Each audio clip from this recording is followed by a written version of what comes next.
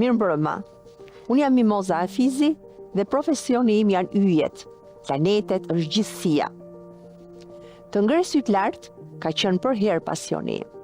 Jo vetëm për të parë yjet, eklipset apo kometat, por edhe për të ndërruar. Sot njerëzimi po bëhet gati të rikthehet në hënë. Misioni Artemis nuk është thjesht një udhtim teknologjik.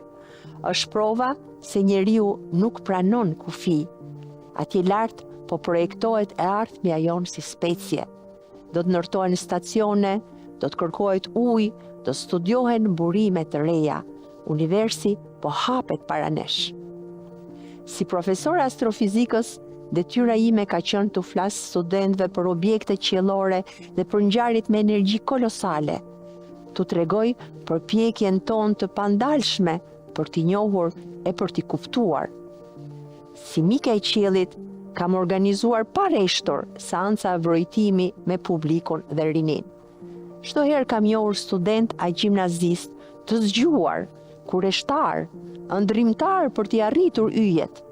Por shpesh, realiteti u mëson se të studiosh shkencë në Shqipëri është një pasion që jo për herë të çon larg.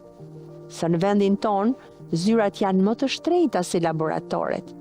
TikToku duket më fitimprurës se shkolla e dija, dhe se pasuria kombëtare janë kullat e autostradat, por jo mendja, jo kërkimi e inovacioni.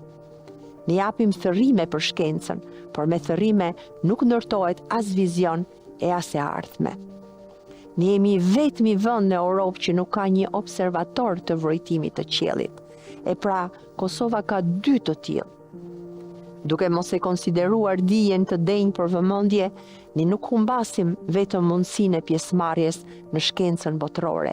Ne humbasim të drejtën e një brezi për të ndërruar.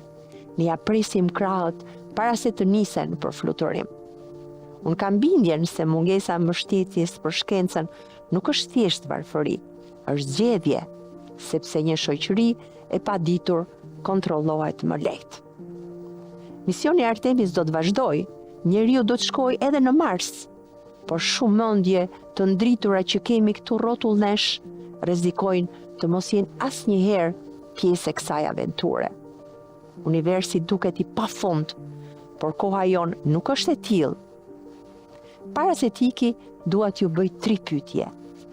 A ju ka nxitur kurreshtja të dini më shumë për pikat e ndritshme në qiell? Si quhen? Sa larg ndodhen? E pra, i kemi për natë mbi kokën tonë.